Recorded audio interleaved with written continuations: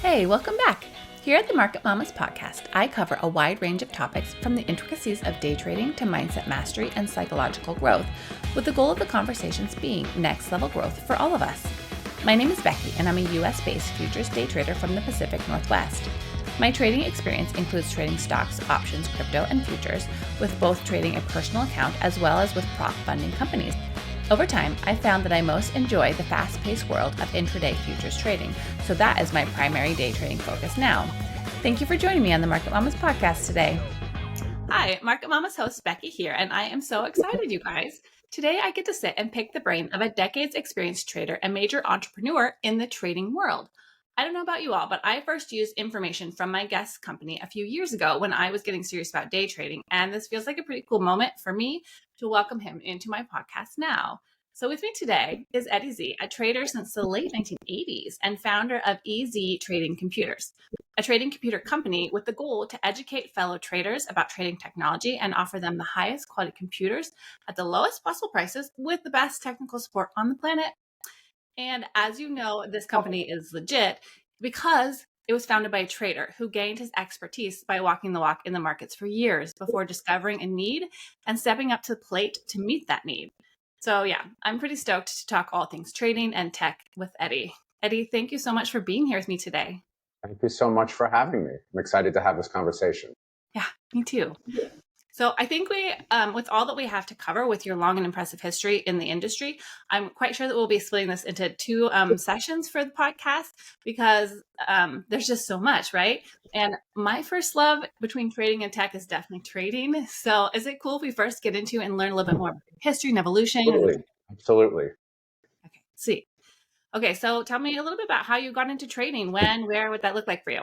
Well, I think I had a bit of an unusual upbringing. My father was a floor trader on the New York Mercantile Exchange, where they trade commodity futures. So think back to when commodities were traded in the open outcry market, crude oil, platinum, what else did they trade? Natural gas, gasoline futures were all traded on the New York Mercantile Exchange in the old World Trade Center.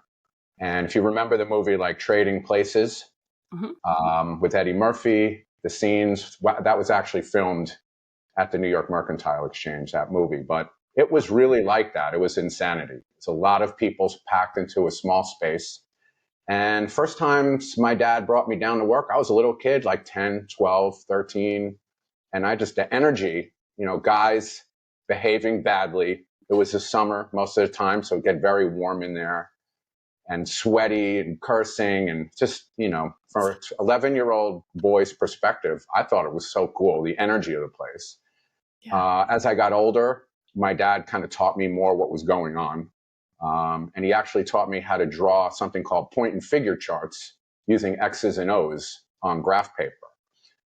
So I got really into that, the idea of just like watching the price ticks up on the board and drawing charts. And when I graduated high school, that summer I worked on the floor. I was 17 years old. Every single summer, every single Christmas break, spring break, I had a job, not with him, but with one of his buddies. He'd get me some kind of job, something I could do to help so I could be on the floor and actually get paid, which was really neat. My plan was to go work on the floor once I was done with school. But as it turned out, I had a buddy working at a New York Stock Exchange member firm, and he was doing really well. He's like, just come over here. You always have that to fall back on. Come over here, and I'll teach you about stocks. You'll get on the phone. You'll get some new customers. So that was 94. So I started as a stockbroker in 1994. And being a stockbroker wasn't exactly trading. It was more cold calling back in the old days, a lot of cold calling, but we were recommending real stocks, not like the movie Boiler Room. But I happened to be in the right place at the right time in the mid to late 90s because of this new technology called the internet. And I was very, very lucky. So, and I was always kind of a computer nerd since I was like 10 years old. My first computer was a Commodore VIC-20, which is like a primitive dinosaur today. Your smartphone has 10 times, 100 times the power of these old computers. So I just love the technology. So I would get on the phone and recommend these types of stocks to people, and they worked.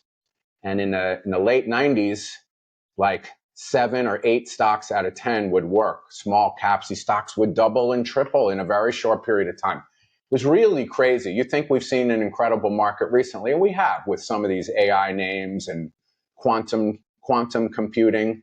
But back then, it was, I can't explain it. It was remarkable. Yeah. And so I was young. I was in my 20s. I thought I was all that. I built a tremendous book of business. I was doing a lot of commission. I actually got recruited to go work for another firm. They gave me a lot of money up front to go work for them. This is in 1999. And then, of course, in 2000, we had the tech boom meltdown, And I got my bell rung pretty good on that one. So fortunately, I had a lot of clients who got in with me early, and then they made a lot of money. And so when they lost money, they didn't really give back their initial capital.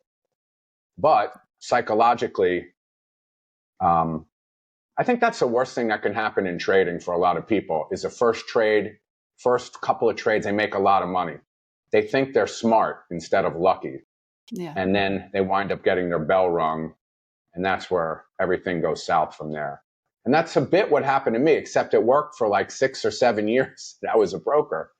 And, but that's when I really learned how to trade. When that correction happened and my book of business took a big hit, I remember like towards the end of the year 2000, I had clients were calling me daily. I had to play psychologist for these people. And I started reading all these books on the market because I knew I had to do something. The firm was telling me, just keep them in the stocks. Don't let them sell anything. It all comes back.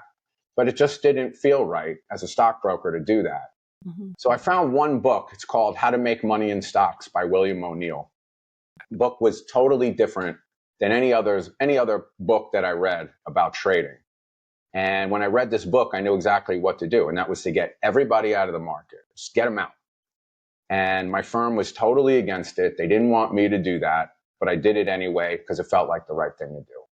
So I got them out of the market, and I just put money on the sidelines. And then in this book, he describes a system using very exact chart patterns in this book. And so I just waited for the market to bottom out. And took a lot of patience, a lot of no paycheck months, because the market didn't really bottom out till the March of 2003. If you go back and look at a weekly on the NASDAQ. The NASDAQ was like 1,200 at the time. That's how low it got. So the high in 2000 was around 5,300, and it had dropped 80%, the market. So that was a lot of patience. And then I started to tiptoe back into the market for my clients, and his system worked. And I was able to practice it some with my own money, and I was able to master his system. And that's what kind of saved me. So it was a big lesson. So probably 90% of the guys who were around me in the office were out of the business because they blew up their book, or a lot of these guys lost tons of their own money on margin calls.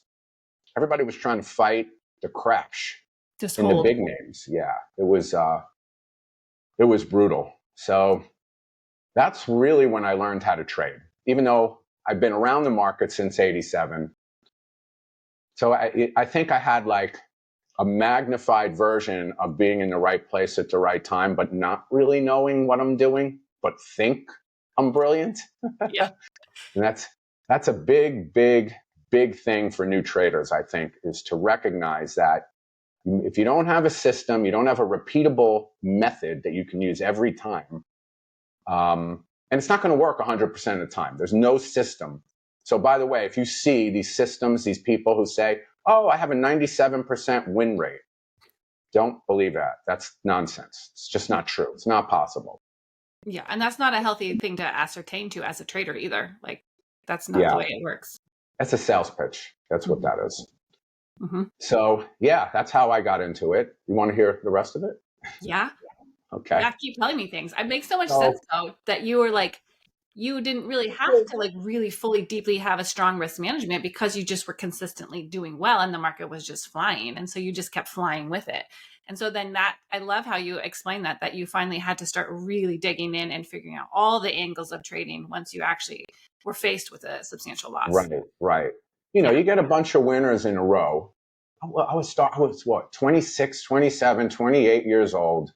I was making a lot of money. I was cocky. I was arrogant. I thought I was special. Makes sense. And I wasn't. I remember even my dad, because he traded stocks too. By this time he was retired. So he was more watching the stock market. And for maybe 2 years before the crash, he was saying, "You're going to get killed, man. I've seen this happen." Because my dad started trading in the 50s. He's like, "This is a major bubble." But it never burst. For such a long time, it didn't burst that I Right. even started to write off my dad's opinion. Mm-hmm. And he was right. But, You just watching it I be wasn't giving up. I wasn't giving up. I refused to give up. My whole life, I had planned Wall Street. That's what I Mhm. wanted to do. So, 2003, things started to improve. The market improved. Mhm. I was able to really start buying the right kinds of stocks for clients. And when they didn't work, I would get out right away. The idea of putting in a stop loss order it's like one of the most important lessons for traders, and especially new traders. Mhm. Don't have unlimited risk. Know your risk before you enter the trade and put a stop loss order in. So if it doesn't go, if you're wrong, just admit you're wrong, get out of the stock, move on. Mhm. And so that's really the method that I use even today. It's the same methodology. I've refined it more into a day trading system, but it's the exact same chart patterns. In the 2000s, I was able to do pretty well, but the whole way the world saw stockbrokers and financial advisors started to change then. A lot of the regulations changed, became much more difficult to recommend stocks on the fly. You had to submit all this information to like a compliance department. They had to approve the stocks you were recommending to your clients. It became kind of frustrating. And honestly, I was doing so well for myself, I just didn't want to hold people's hands anymore. Yeah. So I kept that going until about 2009 or so. And then that's when I actually started this blog called Easy Breakouts, where I was just putting my stock picks up on a blog every day. And I put up a page with computers on it too, because I knew where to source really good computers. And I know what traders need. I know what I always liked, like a multiple monitor setup, high-end computer. It was always something I was really interested in. My whole upbringing through being a stockbroker. I used to have those big fat back monitors. I had 4 of them on my desk. You're thinking back to it now, look ridiculous, but in the early 90s, no one had that. Epic. So Yeah. it's pretty cool. Yeah. So that's where kind of easy trading computers was born. Nice. And I just started trading for myself, and then the computer business really took off. And I really enjoy helping people optimize their trading setup. Yeah. I think that's awesome that you had those were your two like main loves of your early adulthood, that you like loved trading and Wall Street, and then computers and tech, both starting from childhood and with good examples early on. Because look at how they have been married. I mean, anyone with an internet connection thinks they're a trader now with Robinhood. Right, And I mean, the barrier of entry to trading is crazy low. But then, right. the first year It's that we almost too low. some would say. I mean, I think a lot of people have lost, little nest egg by thinking that is as easy Yeah, as pointing and clicking on an electronic device. right. Yeah. But if you look back in history, a lot of the biggest technological advancements were because of Wall Street. So like even the telegraph, the main demand for the telegraph was price information from city to city. Before they had the telegraph, believe it or not, there were people standing at the base of the Manhattan Island sending hand signals across the river into Hoboken, and there was a chain of people on mountaintops sending hand signals of price data down to Philadelphia, all the way down to Philadelphia. You You're look being it up, serious the right now. real thing. What's that? I said, you're being serious right now. I am being serious. And then the telegraph helped with that. And then, of course, the telephone. Even the stock ticker was a major invention. Electronic trading, can't do it without computers. Yeah. So a lot of technological innovation has been really because of Wall Street. Wall Street funded it. Wall Street needed the information faster. And that's kind of what's happening. That's what continues to happen. Yeah. I mean, I love that. And it makes so much sense. I mean, the way that we trade now, there's so much computer based. I mean, there still is the floor of the Wall Street in New York and Chicago. And yeah, I don't think these guys are really doing anything because it is all electronic. Maybe they're supervising the like New York Stock Exchange. They have specialists who keep an eye on a couple of different stocks to make sure the book is orderly. I think that's what they're doing. That's it. Makes sense. I mean, everything is run through the internet now. It's more like a museum and a studio for CNBC. Okay, so you're my favorite because you just tell it like it is, and you have legit experience to back it up. So I love that. So you evolved over time, and you just figured out that by starting charting literally in your teenage years, you really prioritize understanding the way that the market moves and what patterns are and what they look like. And then the fact that you had the patience for years in order to not catch that falling knife. I mean, that's incredible. That's something that I think a lot of traders struggle with is patience and just wanting to get in. I mean, there's such an adrenaline rush around trading that you just want to be in the move. But if it's not ready, like patience is a major thing. Yeah, overtrading is major. And I've been guilty. And sometimes I can still fall into it. It's an emotional thing. Good trading, you need to nearly be like a robot. You have to be very disciplined and stick to your rules. But we're emotional beings. We're not robots.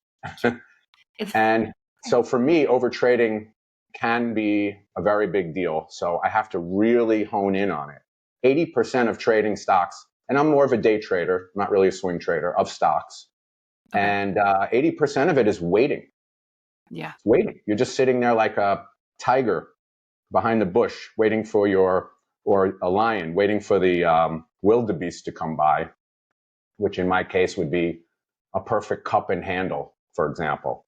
That's one of my favorite trades. But you got to wait. And so like days like today, the market's so volatile, mostly to the downside. People are like, the adrenaline's going more than it's been.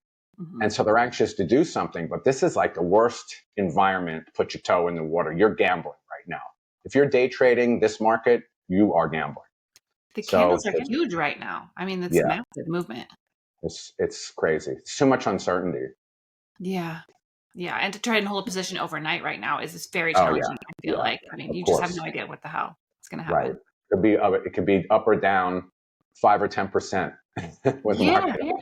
And even if you are following a pattern within the market and that should continue for multi-days, I mean, it's not near as secure as potentially in previous less volatile situations. Right. So go ahead. Well, I was just going to ask, like, what's your tip then that being in this game for a bit, how do you best manage not over trading or recognizing and calling out and saying this market is kind of a mess right now, like I'm going to abstain or be very particular? How do you manage that psychologically? How do I manage it psychologically? I think it's a practice. So I think I've done enough reps. I think I've gotten hit over the head with a hammer enough times that, what the definition of insanity is?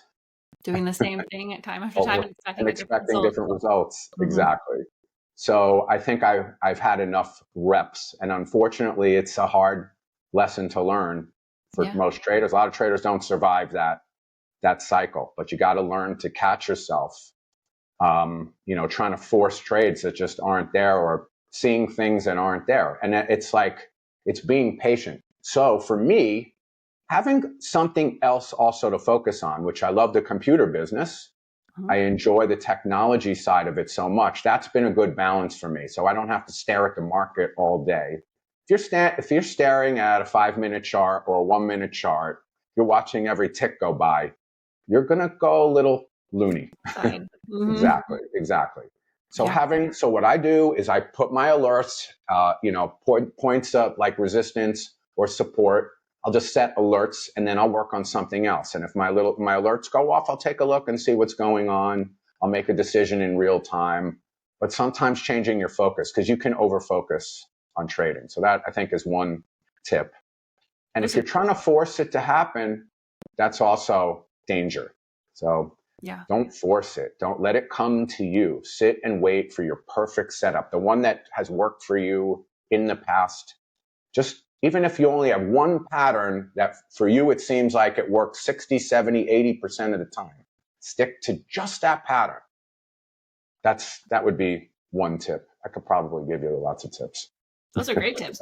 And I think that that's like, it could be seen as the annoying answer, but it's the real answer. That fact that experience is what makes you push past these things. Like the fact that you've given into FOMO or revenge trading like 100 times and you realize that always ends shitty. Like at some point you're going to either just be not a trader or you're going to stop doing that. Right. And I would say, if you're having that problem and now you've lost so much money, you're in like such a fear mode, you got to get a grip on like micro trading and like really micro trade, because you don't want to blow up what you have on the side for trading, and you don't want to bet the ranch on trading. Yeah. And unfortunately, historically, a lot of people who show up, they don't have a lot of money and they wind up losing a lot of money very, very quickly, and they try to force it. And so if you're new to trading, I would recommend micro trading a couple of shares, like a couple $100 at a time, if that's all you have, using stop losses. Don't allow a small loss to turn into a big loss. Being able to admit you're wrong when the trade's against you. That's a big thing. You know, we don't want to admit when we're wrong. We never do. Right. But so it's a big lesson in admitting when you're wrong. And so micro trading is better than paper trading. I think paper trading, you don't get enough of the emotion around. You need the emotion. Paper trading, that emotion isn't there. It's a different energy when it's real money. Yeah. So that's a part of it as well. Yeah, I feel the same way. Like I've tried paper trading and it's like, well, shoot, if I just do 100 shares or 100 option contracts, look at how much money I can make like that. Right. It can foster bad habits. But if you have some actual skin in the game and a little bit of money on the line so that it feels real and tangible and there is an outcome at the end that impacts your account. Yeah, but you're safe. Exactly. Yeah. What do you think is the normal like time to profitability for young traders now with everything that we have access to and all the noise and all the potential? It's so hard. There's so much noise. I'm not going to talk about politics or any of that. I will say, though, in general, and I've thought this for a very long time. So where you focus, where you put your energy is really important. If you're really focused on the noise, or even just having CNBC on or Fox Business or Bloomberg on in the background, you're going to hear so many things that are a distraction, will change your focus. It'll make you look somewhere else. If you can just focus on your system. So I honestly believe, and some people keep telling me I'm naive, but I know I'm not because it works for me, is that if I can just look at a chart, I don't need to know the news of the day. I can tell you with a decent level of certainty whether I'm comfortable trading that stock or not, just looking at the chart. I don't need to know the earnings. The story of a company will prevent you from taking action, or might make you fall in love with the stock when you shouldn't. The story of what they do. Now, look, I'm an entrepreneur. I love business. I like what a lot of these startups do. It's super interesting, and I want to learn about them. But all the information you need is in supply and demand. It's in the chart. You can see the supply and demand in the chart. All you need is the price daily chart. Is a starting point with the volume. When the stock breaks out to a new high on volume, you know institutions are accumulating the stock. That's your safest entry point. You put a stop order in, maybe depending on how you trade. Could even be it could be a 1%. It depends what your position size is and how much you're willing to risk. But it's a much lower risk trade than buying something because of news, or you're in love with the technology.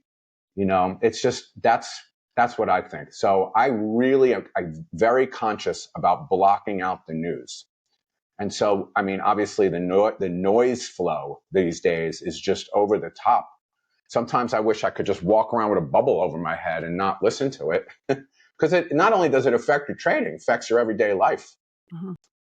Yeah, the psychological impact alone, you're right, of the news and the potential like waves that it can stress you out is not good for your mental like Yeah, mindfulness and focus. And I am so glad that you said that because it makes me feel so much better about my system because I don't prioritize fundamentals as long as the company's not like a garbage company. But right, I don't watch news. I don't engage in that. Like I have studied the crap out of charts and supply and demand and volume and what things look like and when it looks like it's false or when it's real and what that looks like with the volume that's supporting right. the move. And so I feel way better about myself right now just talking to you. Awesome. Um, so That's what my is goal in your life, to yeah? make people feel good about themselves. I mean, you can mark today as a success in your book. Okay, thank you. What is your favorite part about trading? Like personally. Um, I I don't like to be told what to do, so I would be a terrible employee. So, but I am married for 20 years, so I have learned to be told what to do on some level. Different compartments. Yeah, exactly. The freedom. So for me, it's a freedom thing. Yeah. I can be anywhere, anytime. I don't have to do it every day. Um, there's the challenge of it is always interesting. Hmm. There's so many parts of it that I like. So many parts of it. Sometimes it can be very stressful. It can really, when you have a couple bad trades in a row, it brings up all of your head trash, even stuff from childhood. I mean, you can really get into a bad loop. And I have a sad story on around that. And somebody I know very well, was a trading commodities in the early 90s. And on his first trade, right after he got his badge, he was allowed to trade in the trading pit. He made like $150,000 on his first 2 or 3 trades. And his ego exploded. Yeah. And on his next trade, he lost $250,000. And his relative had to bail him out because he was negative with the clearinghouse. And that destroyed his self confidence to this day. And it's like 30 plus years later. And it's just very, very sad. And I had a business partner who blew up trading, just was never the same person after that. My business partner um, he just got addicted to trading like SQQQ, the triple ETFs, Hmm. either way, because they're so volatile. He got addicted to trading them till he blew up his account. And you have to be careful of that. It can be very addicting, and you get that gambling mentality, and it's not gambling. Yeah. You ever meet somebody, say, like at a meetup, or you meet new people, and you say, oh, I'm a trader. They're like, oh, you gamble. You're a professional gambler. Nearly all of them. I hate that. Hmm. I Same. understand why if you don't Yeah. know, but if you can have a system that you can repeat and it works most of the time, you can make money trading. And Mhm. just like there's people who play poker who have figured something out. Not most of them, Yeah. but it's true in trading. I think it's easier in trading than it is in poker or blackjack. So it's very possible. You just need a repeatable system. Yeah, and take it seriously, I think. If you treat it like a true business and, like if you treat it like a career choice, then you have to respect the fact that it's going to take you years of experience and Right. education and market tuition.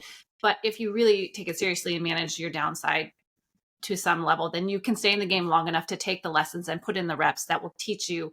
And then that is not the way that an addiction or a gambler treats something. They just throw good money after bad and they feed into Right. emotions and the energy behind it and the hope. But if you lean into the skill and the strategy and you respect your system and honor it as a business for your financial situation, then it feels completely different. Which, to be fair, takes time to learn as well. Right. Just keep learning as much as you can. I mean, it's such an important thing. It's Yeah. not a get rich quick, No, strategy. It isn't. it's a lose So first and then figure out how to get you better. need you. I hate to say it, but it's true. You need to take a couple bumps on the head to figure it out. Yeah. It's I almost like, like Rocky getting knocked out by Apollo Creed, and then in Rocky 1, he needed that to beat him. So yeah, it's kind of dig like that. deeper. Exactly. Yeah. Exactly.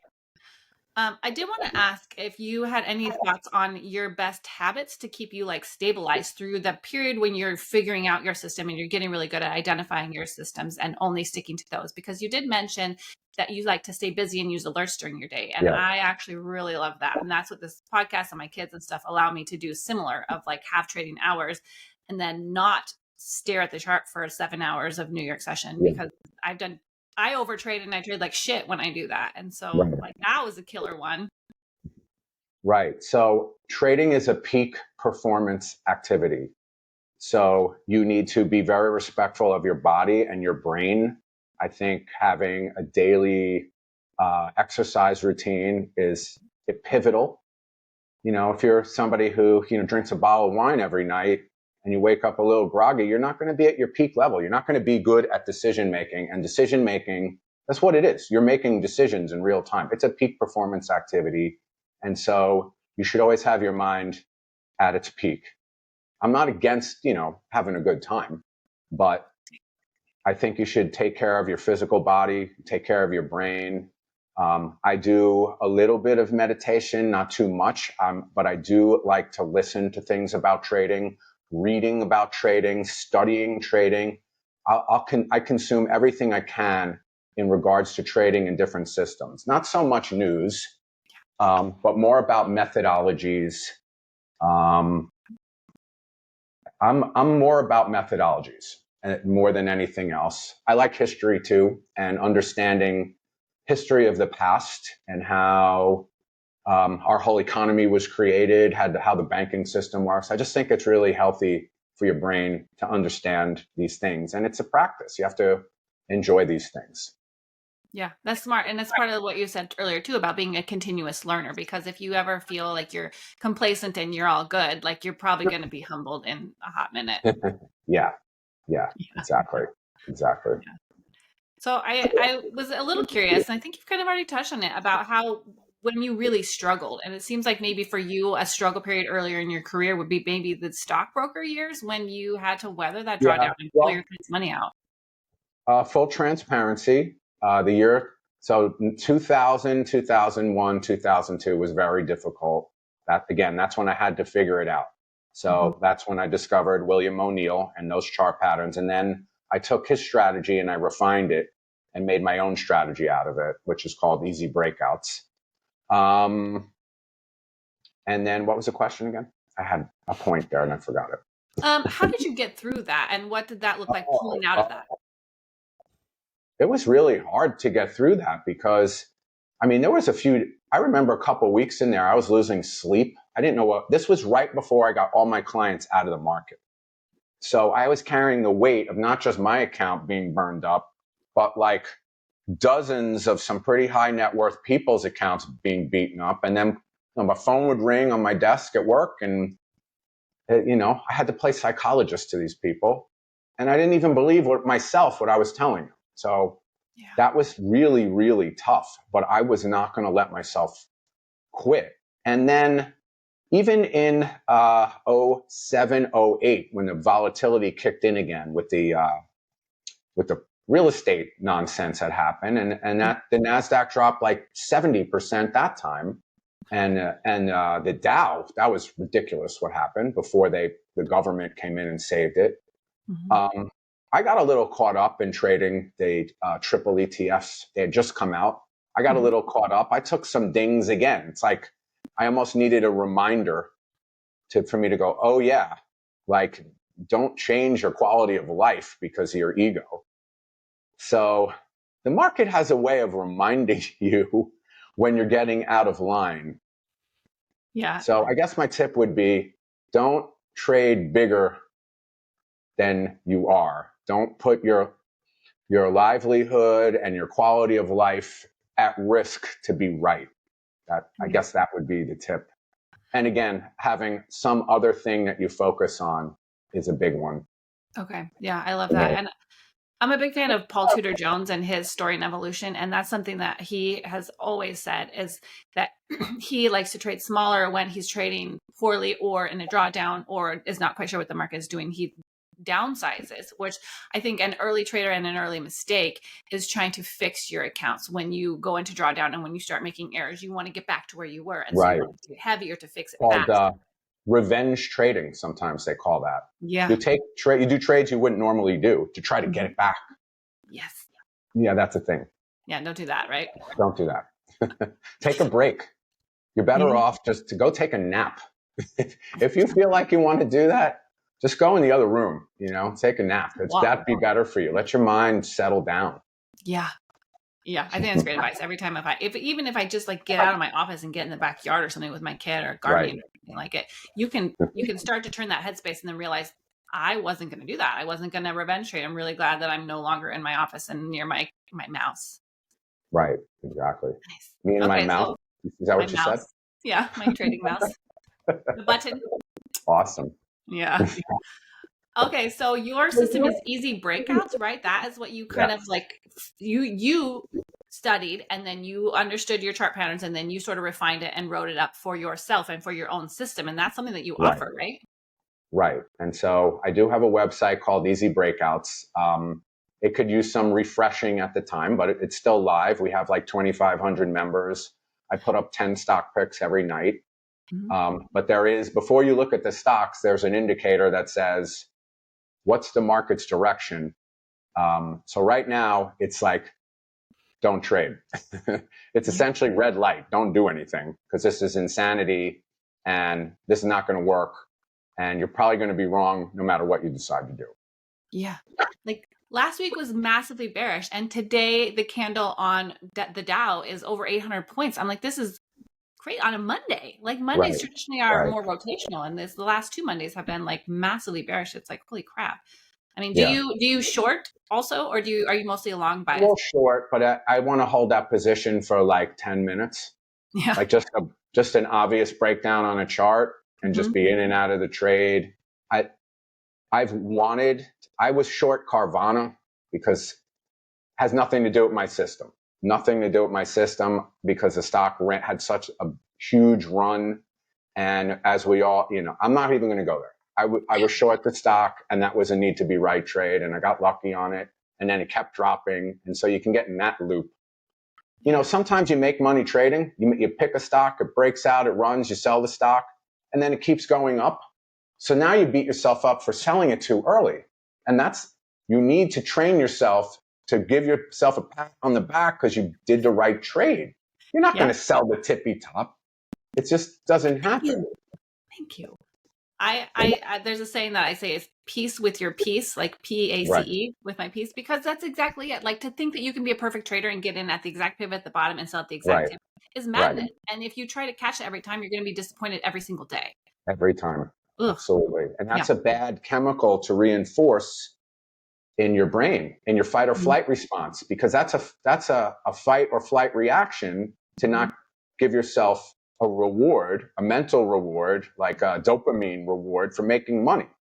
Dopamine rewards are to train yourself to be good at something. So like even video games, you get better at them by dopamine hits. Trading's the same way. So if you allow yourself to beat yourself up on a trade you made money, that's an issue.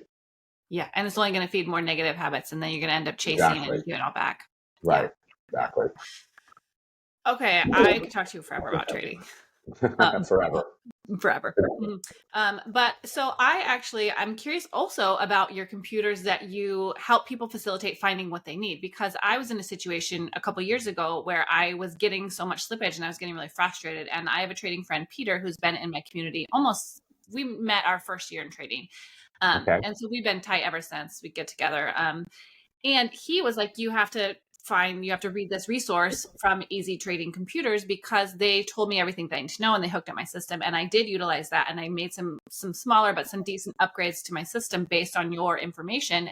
And it improved radically afterwards. So like, hook us up. Tell us what we need to know. If we're in the situation where we're like, okay, I think I know how to trade, but I'm having these tech issues, then that becomes a separate issue. Right. So